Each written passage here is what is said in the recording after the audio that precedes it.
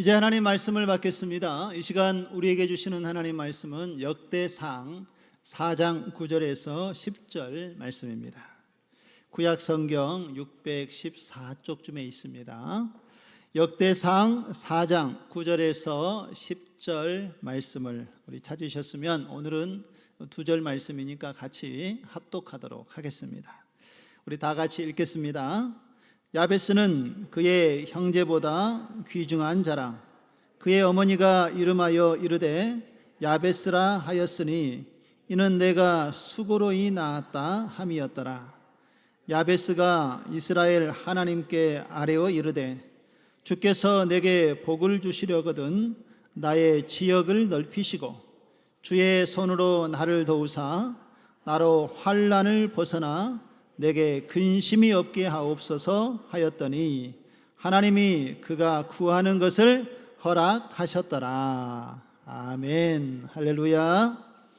우리 좌우 앞뒤로 한번 인사 나누겠습니다. 주님은 우리의 구원의 반석이십니다. 할렐루야. 우리의 구원의 반석이고 능력이 되시는 하나님을 늘 의지하시고 주님의 은혜 안에서 이번 한 주간에도 우리의 삶을 이끄시는 그 하나님의 풍성한 은혜를 누리며 살아가는 저와 여러분 삶 되어지기를 주님의 이름으로 축원드립니다.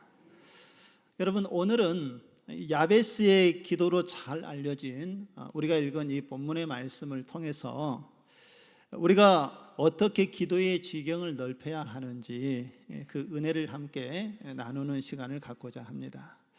야베스의 기도 여러분 많이 들어보셨죠? 아마 찬양으로도 많이 만들어져서 불러졌기 때문에 그 내용은 어느 정도 여러분들이 알고 계시리라 생각이 되어집니다.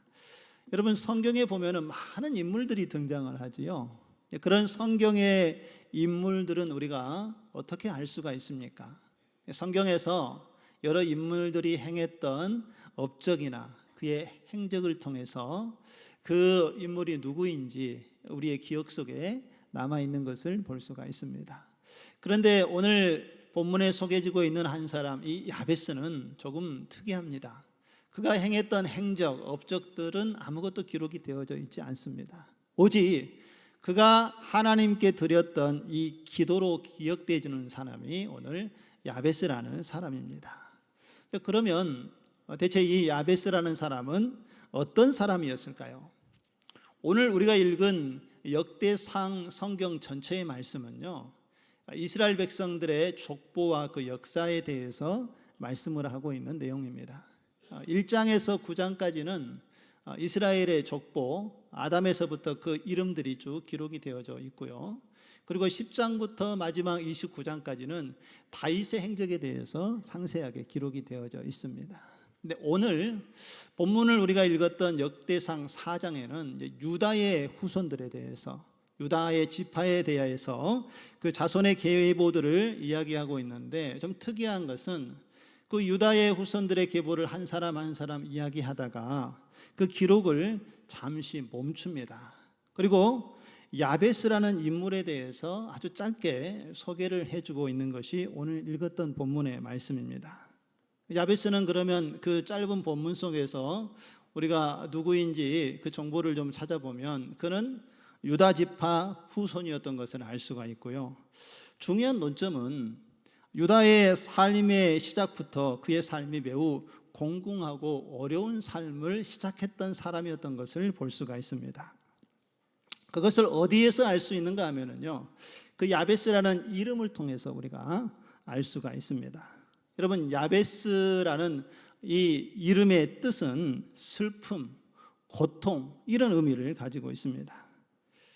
이스라엘 민족에게 여러분, 이름이라는 것은요, 단순히 그 사람을 호칭하는 목적으로만 사용되어진 것이 아니라 이 이름이라는 것은 그 사람의 존재의 본질이 무엇인지, 그 사람의 정체성에 대한 어떤 상징을 나타내는 것이 바로 이름 속에 드러나게 된다는 것이지요. 예를 들어서 여러분, 모세 하면은 모세의 이름의 뜻은 무엇입니까?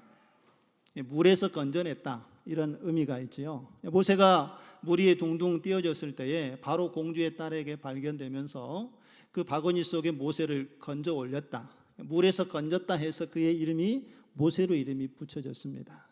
그런데 하나님께서 모세를 후에 어떻게 사용하셨습니까? 그의 이름의 뜻대로 애굽에 종살이하고 있었던 이스라엘 백성들을 애굽에서 건져내는 하나님의 놀라운 사명을 감당하는 것을 볼 수가 있지요. 또 한 사람의 예를 들어보면 아브라함입니다. 여러분, 아브라함의 이름은 어떤 뜻을 가지고 있습니까? 열국의 아비라는 뜻을 가지고 있지요. 그 이름대로 하나님께서 아브라함을 믿음의 조상, 모든 민족의 믿음의 조상으로 그를 세우시고 사용하신 것을 볼 수가 있습니다. 여러분, 제가 학창 시절에 좀 잊을 수 없는 이름을 가지고 있는 후배가 있었습니다. 그 친구의 이름이 무엇이었는가 하면은 그 친구의 이름은 육녀였습니다. 육녀. 혹시 그런 이름 들어보셨습니까? 이름이 육녀예요. 육녀. 여자친구였는데 여러분, 뭐가 그려지지 않습니까? 뭐가 이미지가 떠오르고 상상이 됩니까? 예, 그 집안이 좀 떠오르지 않습니까? 이 집에는 딸만 6이 있는 집이었습니다. 그런데 마지막 태어났던 친구가 바로 육녀라는 친구인데 이 친구의 이름을 육녀라고 이름을 붙였다고 합니다. 그 언니의 이름은 뭐겠습니까? 예, 모릅니다. 오녀로 했는지 사녀로 그 앞에 했는지는 잘 모르지만 어쨌든 제가 아는 바는 그 친구의 이름은 육녀였습니다. 그리고 그 집의 막내였다라는 것이지요. 여러분, 이처럼 야베스의 이름도 마찬가지입니다.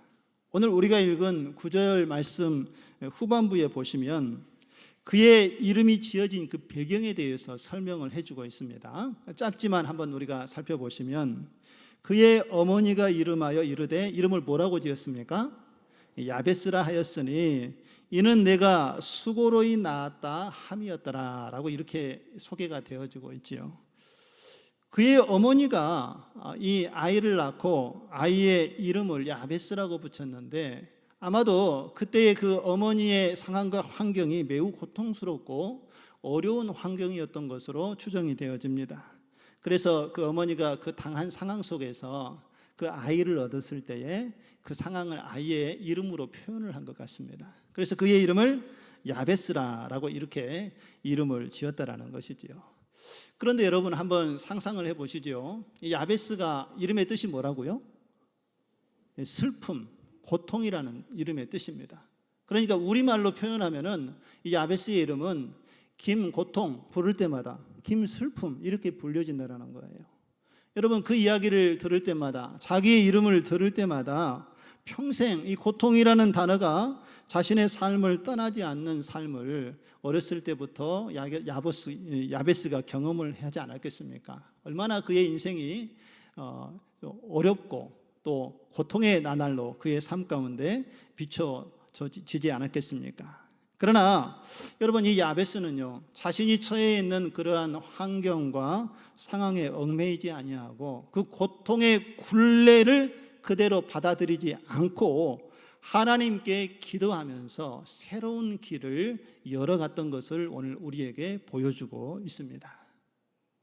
오늘 그가 그러한 삶을 살았는지 오늘 10절의 말씀이 이렇게 증언을 하고 있는데요. 우리 10절의 말씀을 한번 보시면은 야베스가 이스라엘 하나님께 아뢰어 이르되 주께서 내게 복을 주시려거든 나의 지역을 넓히시고 주의 손으로 나를 도우사 나로 환난을 벗어나 내게 근심이 없게 하옵소서 하였더니 하나님이 그가 구하는 것을 어떻게 하셨다고요? 허락하셨더라. 할렐루야. 고난, 슬픔, 그 고통 속에 있었던 야베스가 그 환경을 뛰어넘기 위해서 하나님께 간절히 기도했다라는 것입니다. 하나님께서는 그 기도를 들으시고 오늘 허락하셨더라라고 말씀을 하는데, 여러분 여기서 허락하셨더라라는 이 말씀의 히브리의 원문의 뜻을 살펴보면은 이루다, 가져오다 이런 의미를 가지고 있습니다. 그러므로 야베스가 하나님께 간절히 기도한 기도에 대해서 하나님께서 어떻게 하셨더라는 것입니까? 그 기도를 듣고 이루어 주셨다라고 오늘 말씀을 하고 있는 것입니다. 결국 고통의 아들이었던 야베스는 이 기도를 통해서 여러분, 우리가 읽었던 9절 말씀 상반절에 보면은 그의 삶에 대해서 이렇게 평가를 합니다. 다른 형제들보다 더 존귀하고 명성 있는 자가 되었다라고 이야기를 하고 있다는 것입니다. 태어날 때부터 그는 고통이었지만 그가 하나님께 기도하고 그의 삶이 하나님 손에 붙들린 바 되어지자 그는 하나님 앞에 귀중하고 존귀한 자로 변화되어졌다는 것입니다. 한마디로 하나님께서 그의 고통의 인생을 축복의 인생으로 변화시켜 주신 줄로 믿습니다. 무엇이 그것을 가능하게 했습니까? 바로 기도라는 것입니다. 하나님께 자신의 상황을 내어놓고 기도할 때에 하나님께서 그 간절함을 아시고 야베스의 고통에서 하나님의 축복으로 그의 삶을 인도해 주셨다는 것입니다. 사랑하는 성도 여러분, 기도는 우리의 인생을 바꾸는 하나님의 능력이 되심을 믿으시기 바랍니다. 야베스는 하나님께 복을 구했습니다. 그리고 자기의 지경이 넓혀지기를 하나님께 간구했고 환난과 근심에서 벗어나기를 하나님께 간절히 간구하며 기도했다라는 것입니다. 여러분, 이 야베스의 기도 속에 우리가 느낄 수 있는 것은 야베스는 자신의 삶 전체를 하나님 앞에 내어 맡겼던 것을 볼 수가 있는 것입니다. 하나님께 자신의 인생을 내어 맡기고 하나님의 도움을 간구하며 기도했을 때에 하나님께서는 그에게 다가오셔서 그의 기도에 응답하시고 그의 인생이 새로운 삶이 되어지도록 이끌어 주신 줄로 믿습니다. 오늘 저와 여러분이 야베스와 같이 기도하고 또 야베스가 기도했던 것처럼 그 약속의 축복을 받아 누릴 수 있는 저와 여러분 되어지기를 주의 이름으로 축원드립니다. 오늘 우리는 이 야베스의 기도를 통해서 묵상하고자 하는 것은 우리의 기도의 지경을 그러면 어떻게 넓혀야 할 것인가. 오늘 야베스는 하나님께 기도할 때에 하나님, 제 기도의 지경을 넓혀 주옵소서라고 오늘 이렇게 기도를 했습니다. 우리의 기도의 지경이 넓혀지는 영역은 여러 부분이 있지만 오늘 시간 관계상 다 그것을 살펴볼 수는 없고요. 두 가지 그 기도의 영역을 넓힐 수 있는 부분이 무엇인지 오늘 함께 나누며 또 그 은혜를 함께 이 시간 세워보는 시간을 갖고자 합니다. 첫 번째로 우리가 넓혀야 할 이 기도의 지경은 바로 영적 지경이라는 것을 기억하시기 바랍니다. 여러분, 영적 지경을 넓힌다라는 이 말의 의미는 무엇이겠습니까? 우리가 기도할 때에 하나님, 우리의 기도의 지경을 넓혀 주옵소서, 우리의 영적인 지경을 넓혀 주옵소서라고 하는 기도에는 이런 의미가 담겨져 있다는 것이죠. 우리가 처해 있는, 눈앞에 놓여 있는 상황, 그런 문제에만 우리가 갇혀 있는 것이 아니라 하나님께서 우리에게 무엇을 약속하셨는지, 하나님의 언약이 무엇인지 그 미래를 바라보고 하나님을 의지하는 것, 이것이 바로 영적인 지경을 넓히는 기도라는 것을 잊지 마시기 바랍니다. 여러분, 영적인 지경을 넓히는 기도를 우리에게 단적으로 잘 보여주는 예가 아브라함과 롯의 사건을 통해서 우리는 이것을 살펴볼 수가 있습니다. 창세기 13장에 보면은 아브라함과 그의 조카 롯이 이제 서로 이렇게 삶을 나누어 가는 사건이 소개되어지고 있는데, 창세기 13장 6절의 말씀을 한번 보실까요? 그 땅이 그들이 동거하기에 넉넉하지 못하였으니 이는 그들의 소유가 많아서 동거할 수 없었음이라 라고 이야기를 합니다. 하나님께서 아브라함과 그 조카 롯의 삶 가운데 가축이 많아지는 복을 주셨습니다. 양이 많아지고 가축의 숫자가 많아지다 보니까 이제 아브라함의 양떼와 이 조카 롯의 양떼가 한 지역에 머물기 어려울 정도로 그 공간이 협소해지고 말았습니다. 그러다 보니까 아브라함의 목자와 이 롯의 목자가 서로 다투기 시작했다는 거예요. 서로 좋은 꼴을 먹이려고, 서로 좋은 장소를 차지하려고 다툰 일이 빈번하게 발생하자 아브라함이 매우 중대한 결정을 내립니다. 매우 놀랄만한 결정인데요, 그의 조카 롯을 불러놓고 아브라함이 이렇게 이야기를 하죠. 네가 좌하면 내가 우하고 네가 우하면 내가 자하겠다라고 하면서 아브라함이 가지고 있는 그런 기득권이 있었음에도 불구하고 아브라함이 좋은 땅을 롯이 먼저 선택할 수 있도록 그런 선택권을 주는 결정을 내렸던 것을 볼 수가 있습니다. 그러자 롯이 어떻게 합니까? 롯은 아브라함의 이야기를 듣자마자 조금도 주저하지 않고 자기가 보기에 좋은, 눈에 보기 좋은 기름지고 풍요로운 땅을 선택을 했습니다. 그리고 창세기 13장 10절에 보면은 그 롯의 그 선택의 기준에 대해서 이렇게 이야기를 하고 있습니다. 우리 13장 10절을 보면 이에 롯이 눈을 들어 요단 지역을 바라본즉 소알까지 온 땅에 무엇이 넉넉했다고요? 물이 넉넉하더니 여호와께서 소돔과 고모라를 멸하시기 전이었으므로 여호와의 무엇 같았다고요? 에덴 동산 같았고 애굽 땅과 같았더라라고 이야기를 합니다. 여러분, 롯이 선택한 땅은 분명히 사람들이 보기에 또 살기에 매우 좋은 땅이었습니다. 아마 그곳에 물이 많았기 때문에 아마 목초지들이 잘 형성이 되어지고 목축을 할 수 있는 좋은 환경이 분명히 있었겠지요.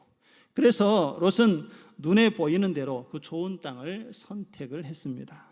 그러나 이어지는 말씀에 보면은요, 그 땅은 죄악이 가득한 소돔과 고모라 땅이었는데 롯은 그것까지는 보지 못했다라는 것입니다. 롯은 눈에 보이는 조건만 보고 선택을 했다라는 것이지요. 그런데 아브라함은 어떻습니까? 아브라함은 다른 길이 그의 삶 가운데 열려지는 것을 볼 수가 있습니다. 롯에게 먼저 선택권을 주었지만 하나님께서는 아브라함을 어떻게 인도하셨을까요? 여러분, 창세기 3장 13장 14절에서 15절의 말씀을 한번 보실까요? 롯이 아브라함을 떠난 후에 여호와께서 아브라함에게 이르시되 너는 눈을 들어 너 있는 곳에서 북쪽과 남쪽 그리고 동쪽과 서쪽을 어떻게 하라? 바라보라 라고 말씀을 하십니다. 그리고 나서 보이는 땅을 내가 너와 내 자손에게 주리니 영원히 이르리라. 할렐루야. 여러분, 아브라함은 자기 눈에 보기에 좋은 땅을 선택하지 아니하고 하나님께서 보여주시는 그 땅을 믿음의 눈으로 바라보고 하나님께서 주시는 약속을 믿고 미래를 선택했던 것을 볼 수가 있습니다. 그래서 롯의 선택과 아브라함의 선택은 극명한 차이가 있는 것을 볼 수가 있지요. 롯은 자기가 보기에 자기 눈에 좋은 것을 선택해서 그 땅을 얻었지만 아브라함은 하나님께서 눈을 들어 보게 하신 그 땅을 보고 그 땅을 선택하여 받게 되었다라는 것입니다. 여러분, 오늘 롯의 선택은 자신의 눈에 보이는 환경에 의해서 주어진 선택이었기 때문에 그 선택은 넓은 지경을 구하는 하나님의 기도와 부합되지 않는 것을 볼 수가 있습니다. 자기에게 맞는 환경과 상황에 따라서 선택을 하다 보면은 이 영적인 지경이 넓어질 수가 없다라는 것이지요. 영적인 지경이 좁아지면 우리도 롯처럼 당장의 이익과 눈앞에 놓여 있는 그 문제만을 바라보며 그것을 해결하기 위해서 기도하는 모습으로 우리의 삶이 비춰질 수밖에 없다라는 것입니다. 그러나 오늘 하나님께서 아브라함에게 말씀하셨던 이 하나님의 말씀을 여러분 기억하시기 바랍니다. 눈을 들어 멀리 보라. 보이는 땅을 내가 너와 내 자손에게 주리라 라고 말씀하신 주님의 그 약속의 말씀을 바라보고 아브라함이 자신이 처해 있는 그 현실 가운데에 그의 삶을 선택했던 것이 아니라 하나님의 약속의 말씀을 믿고 믿음으로 선택했을 때에 하나님께서 이 아브라함의 지경을 넓히시고 그의 삶이 하나님의 약속의 축복을 누리도록 인도하시는 것을 하나님께서 아브라함과 함께 하셨다라는 것을 여러분 잊지 마시고 우리의 삶 가운데 처해진 어떠한 문제가 있을 때에 오늘 아브라함과 같은 시야를 가지고 하나님을 바라볼 수 있는 믿음이 우리의 삶 속에 있어지기를 간절히 소망합니다. 우리의 현실이 힘들고 어려울 때 우리는 자꾸 우리에게 주어진 그 문제만을 해결하기 위해서 그 문제에 집착하는 것을 볼 수가 있습니다. 그러나 오늘 아브라함과 롯의 이야기를 통해서 하나님께서 우리에게 말씀하시고자 하는 의도는, 하나님께서는 그 문제 속에 하나님께서 어떠한 의도를 가지고 계시는지, 어떠한 뜻을 가지고 계시는지 믿음의 눈으로 바라보기를 원하고 계신다는 것을 기억하시기 바랍니다. 여러분, 갑자기 우리 안에 큰 아픔이 찾아와서 그것 때문에 병원에 입원하기도 하고, 사업을 하다 보면은 갑자기 경제적인 사정과 형편이 어려워져서 우리의 그 과정이 힘들고 어려운 일을 우리가 경험하기도 합니다. 그럴 때 하나님께서 우리에게 원하시는 기도의 모습은 어떤 모습이겠습니까? 하나님, 나의 병을 빨리 낫게 하여 주옵소서. 하나님, 지금의 이 경제적인 위기를 빨리 해결해 주옵소서 라고 물론 우리가 기도해야 되겠지만, 하나님께서 원하시는 것은 그 환경 속에 하나님께서 원하시는 하나님의 뜻이 무엇인지를 주님께서는 보기 원하신다는 것입니다. 왜 하나님, 제가 이런 환경에 처해 있습니까? 하면서 우리의 자신을 돌아볼 수 있어야 한다는 것입니다.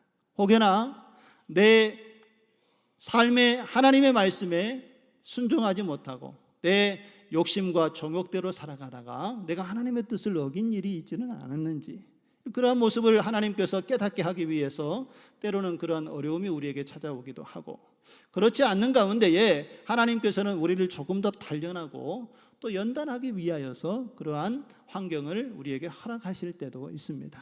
그러기에 그러한 문제에 직면했을 때에는 우리가 그 문제만 벗어나기 위해서 기도할 것이 아니라 그 가운데 역사하시는 하나님, 그 일을 통하여서 하나님께서 계획하신 일이 무엇인가, 하나님의 섭리가 무엇인가를 우리가 바라볼 수 있도록 주님을 의지하고 기도하는 모습을 하나님께서는 원하고 계신다는 것을 기억하시기 바랍니다. 우리의 삶 가운데 영적인 지경이 넓혀지는 기도를 통해서 하나님께서는 우리의 믿음의 시선도 함께 넓혀줄 줄로 믿습니다. 그리고 하나님께서 오늘 아브라함이 하나님께서 보게 하신 것을 보았을 때에 그 땅을 차지하도록 역사하여 주셨던 것처럼, 우리가 믿음의 눈을 들어 하나님을 바라보고 기도할 때에 우리의 기도의 지경이 넓어지게 되고, 이전에 보지 못했던 하나님의 놀라운 섭리를 깨닫도록 하나님께서 우리와 함께해 주실 줄로 믿습니다. 오늘 야베스가 그러한 환경 속에 하나님의 은혜를 구했던 것처럼 저와 여러분도 하나님께 우리의 상황을 철저하게 내어놓고 맡기고 기도하는 가운데 우리의 기도의 지경을 넓히시고 하나님께서 계획하신 일들을 보도록 인도하시는 하나님을 경험하도록 우리의 삶을 하나님께서 인도해 주실 줄로 믿습니다. 두 번째로 우리가 넓혀야 할 기도의 지경은 바로 우리의 마음과 생각의 지경이라는 것을 기억하시기 바랍니다. 여러분, 우리 마음속이요, 우리 안에는요, 이 부정적인 생각, 그리고 다른 사람들과 끊임없이 비교하는 이 비교 의식들, 그리고 우리 안에 일어나는 불평과 이 불만으로 가득 찬 마음이 자리 잡기 쉬운 곳이 바로 우리의 마음입니다. 하지만 우리의 이러한 태도는요, 우리의 삶을 점점 더 답답하게 하고 우리의 삶을 점점 더 조용하게 만든다는 것을 여러분 기억해야 할 것입니다. 우리가 하나님께 우리의 마음과 생각을 내어드리지 못하면 이 세상의 불평과 원망과 또한 어려운 환경들이 자꾸 우리의 마음을 조이고 하나님 앞에 나아가지 못하도록 우리의 지경을 좁게 만든다는 것입니다. 여러분, 그러한 마음이 우리에게 들어올 때 우리가 가져야 될 기도의 자세는 하나님, 우리의 마음의 생각과 지경을 넓혀 주시옵소서라고 하나님께 기도해야 한다는 것입니다. 세상에 많은 사람들은요, 어려운 상황에 처하게 되면 가장 먼저 하는 일이 남을 탓하기 시작한다는 것입니다. 남을 원망하고 또 시기하고 불평하면서 그들은 자기의 잘못은 돌아보지 아니하고 상대방이 행한 일로 인하여서 원망하고 불평하는 일들을 드러낸다는 것이지요. 그러나 여러분, 오늘 본문 가운데 등장하는 야베스의 모습은 그러지 않았다는 것입니다. 오늘 10절의 말씀 하반절에 보면은요, 그가 그러한 고통과 슬픔 속에 처해 있는 상황이었지만 그 환경 속에서 야베스는 다른 사람을 탓하거나 원망하지 아니하고 이렇게 기도하는 것을 볼 수가 있습니다. 우리 10절 하반절에 보면 주의 손으로 나를 도우사 나를 환난에서 벗어나 내게 근심이 없게 하옵소서. 할렐루야. 그의 인생에 태어날 때부터 가지고 있었던 그 고통이라는 환경이 그를 억누르고 지배하고 있었지만 그는 그 이름에 사로잡히지 않았다라는 것입니다. 그가 처한 환경에 원망하고 또 자신이 그러한 환경에 놓일 수밖에 없는 부모에 대해서 불평하지도 않았다라는 것입니다. 자신이 처해 있는 그 환경에 스스로 한탄하지도 아니하고 야베스가 보여주었던 삶의 모습은 이 모든 문제를 누구에게 가지고 갔습니까? 하나님께 가지고 갔다라는 것입니다. 그리고 하나님께 모든 것을 아뢰고 기도하기 시작했다라는 것이지요. 여러분, 관상어 중에 코이라 불리는 잉어가 있습니다. 여러분, 이 잉어가 매우 자라날 때 독특한 모습을 보이는데요. 이 코이라는 물고기가 작은 어항 속에 넣어놓으면은 이게 다 자랄 때까지 5cm에서 한 8cm 정도밖에 자라지 않는다고 합니다. 그런데 이 물고기를 좀 큰 커다란 수족관이나 연못에 넣어놓으면은 이 물고기가 자랄 때에 15cm에서 25cm까지 사람 팔뚝만하게 자라난다는 거예요. 여러분, 우이천에 그 큰 물고기 보셨습니까? 그 정도로 막 이렇게 커진다고 합니다. 그런데 더 놀라운 것은 이 물고기를 강가에 방류해서 키우게 되면은 이 물고기가 90cm에서 120cm까지 커진다라고 합니다. 그러니까 아이 키만큼 이렇게 커진다라는 거죠. 그 두 번째 그림 보이십니까? 사람이 안고 있을 정도로, 안고 있기도 힘들 정도로 그렇게 큰 물고기로 자라는 신기한 그런 물고기라고 합니다. 저는 이 이야기를 접하면서 그런 생각을 해봤습니다. 이 코이라는 물고기가 담긴 그릇의 크기에 따라서 성장하는 크기가 달라지는 것처럼 우리의 영적인 신앙에도 이러한 영향을 받고 있다는 생각을 해보게 됐습니다. 여러분, 우리가 가지고 있는 이 마음이라는 그릇이 있는데 이 마음의 그릇이 불평, 원망, 부정적인 생각으로 다른 사람들과 비교하는 비교의식으로 가득 차 있는 작은 어항으로 만들어져 있다면 우리의 삶이 하나님 앞에 어떠한 모습으로 드러나겠습니까? 혹시 여러분, 우리의 삶이 이러한 세상의 불평과 원망, 비교의식에 사로잡혀서 작은 어항으로 우리가 갇혀 살고 있지는 않은지 오늘 이 시간 우리의 삶의 모습을 말씀에 비추어 점검해 보는 시간을 갖기 원합니다. 우리의 믿음이, 우리의 신앙이 10cm 정도 자라든지 25cm 정도 자랄지 아니면 120cm까지 자랄지 우리의 신앙의 상태와 마음가짐, 우리 믿음의 크기에 따라서 이것이 결정되어진다는 것입니다. 혹시 여러분의 마음속에 주어진 문제 때문에 마음에 부정적인 생각이 있고 또 우리의 믿음을 가두고 있는 이런 작은 어항이 여러분의 마음속에 존재하고 있다고 느껴지신다면 오늘 이 시간 그 어항의 벽을 깨트리시고 마음의 생각과 지경을 넓히시는 여러분의 삶 되어지기를 간절히 소망합니다. 사랑하는 성도 여러분, 우리의 마음과 생각의 지경을 넓히는 기도라는 것은요, 우리가 우리의 삶 가운데에 가지고 있는 원망, 불평, 그리고 이 불만이라는 부정적인 생각을 깨트릴 때에 우리의 마음과 생각이 넓어지는 기도를 하나님 앞에 드릴 수 있다는 것을 기억하시기 바랍니다. 그래서 오늘 하나님께 여러분 기도하실 때에 하나님, 우리의 시선이 하나님의 시선이 되게 하여 주시고 우리의 삶을 바라볼 때에 내가 처해 있는 환경을 통하여 바라보는 것이 아니라 하나님이 주시는 시선으로 하나님을 바라볼 수 있는 영안을 열어 주시옵소서 라고 하나님께 기도하시면서 우리의 마음과 지경의 문이 활짝 열려지기를 간절히 소망합니다. 우리의 마음의 그릇이 하나님의 크신 사랑과 은혜를 담을 수 있는 넓은 그릇으로 준비되어지기를 간절히 소망합니다. 작은 그릇으로 하나님의 그 주시는 말씀을 담지 못하고 흘러버리는 것이 아니라 큰 믿음의 그릇을 가지고 하나님께서 우리에게 부어주시는 약속의 말씀, 생명의 말씀을 담고 하나님이 주시는 미래를 소망하면서 하나님께 기도할 때에 하나님께서는 그 우리의 마음의 그릇을 넓혀주시고 그곳에 하나님의 은혜를 부어주셔서 이 하나님이 주시는 은혜가 축복의 통로가 되어지도록 우리의 삶을 이끌어 주시고 사용해 주실 줄로 믿습니다. 여러분 꼭 기억하십시오. 우리의 마음과 생각의 지경이 넓어질 때에 하나님께서 예비하신 복이 우리에게 충만하게 채워지고 믿음의 눈도 열려지게 된다는 것을 잊지 마시기 바랍니다. 오늘 야베스와 같이 그의 삶에 어려운 환경이 그의 삶 가운데 지배하여서 그의 삶 가운데 한계에 부딪히는 문제가 있었지만 야베스는 그것을 인하여 원망하고 불평하지 아니하고 문제를 하나님께 내어 가지고 기도하며 나아갔습니다. 그러자 하나님께서는 야베스의 그 한계를 오히려 기회로 바꿔주셨고요, 그의 절망을 소망으로 바꿔주셔서 그의 고통 속에 있었던 삶이 하나님의 축복의 삶으로 오늘 인도해 주셨던 것처럼 저와 여러분의 기도가 이런 하나님의 축복의 통로를 열어가는 기도가 되어지기를 간절히 소망합니다.